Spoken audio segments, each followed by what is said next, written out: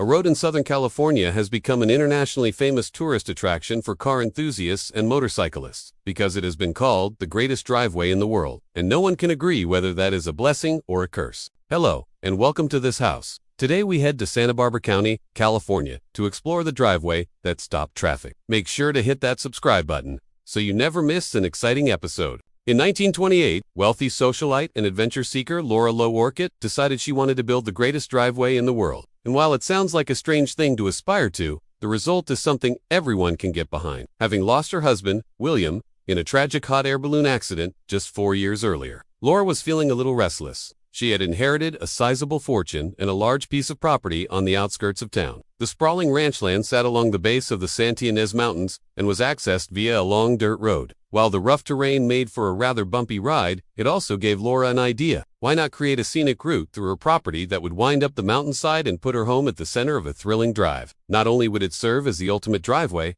but she could also share it with the community. So Laura got to work hiring a team of engineers to design the roads and curves. The project would take 8 years and cost a staggering $1 million to complete, about $17 million today. In fact, local newspapers reported that it was the largest single construction project ever undertaken in the county. Although the road was designed by engineers, it was said that Laura would stand at the top of the hill each day, surveying the progress with a level and making adjustments as needed. Some say that she even got involved with the construction crew, driving the bulldozer at times and insisting that workers remove any shrubbery that blocked the view of the mountains. And when a raging storm threatened to wash away all of their hard work, she bought giant redwood trunks and placed them strategically along the curves to act as speed bumps. By 1936, the road was complete. From there, it wound around hairpin turns and over small bridges until reaching the bottom of the hill where a large stone tower marked the entrance to Mrs. Orcutt's estate. Hot rodders zoomed up and down the curves, while others took the route to and from work.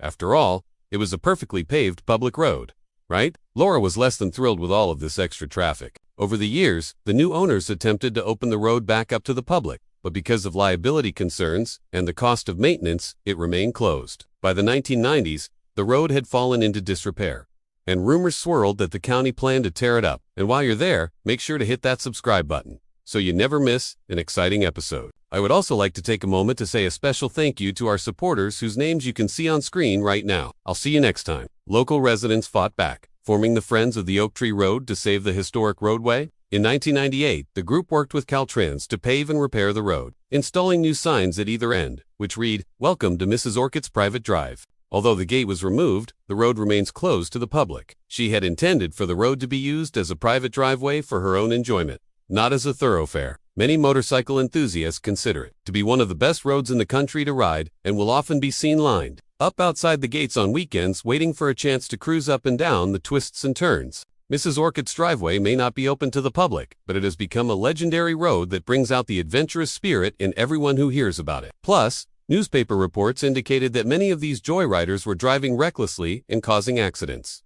Finally, she had had enough. The entire driveway was paved with tarmac and bordered by concrete curbs. On July, she had the gates installed across the road to keep people from driving onto her property without her permission. This did not stop people from trying to sneak through. One time, Mrs. Orcutt surprised a group of 50 hot rodders who had snuck onto her property in the middle of the night. Reportedly, she stood at the top of the hill and shone a spotlight in their direction, then drove down to confront them. The trespassers claimed they had been drinking and didn't realize the road was closed. "Don't drink and drive," Mrs. Orcutt reportedly replied.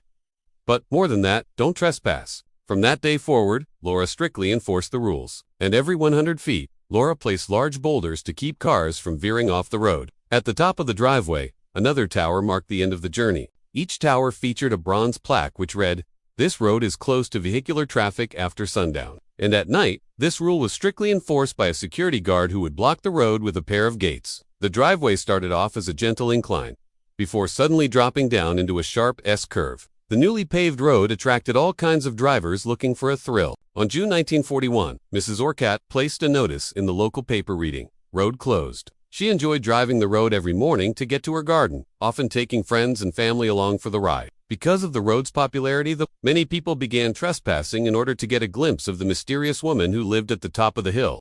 According to legend, people would sneak onto the property just to peer through Mrs. Orcutt's windows. Some say that one time a man was caught stealing a rock from her garden, and when she confronted him, he replied, "You have some nerve, lady, living in a castle and making the rest of us poor people walk in the dirt." Mrs. Orcutt simply looked him up and down and said, I don't think I know what poor means, but if you want this rock, here you are. Although the driveway was closed to the public, Laura continued to maintain it herself, having it repaved every 5 years and making sure the foliage was kept at bay. It is unclear how long Laura continued to live in the mansion, but eventually, the property was sold. These days, people still venture out to see the road. Which turn in Mrs. Orcutt's driveway is your favorite? Let me know down below in the comments section.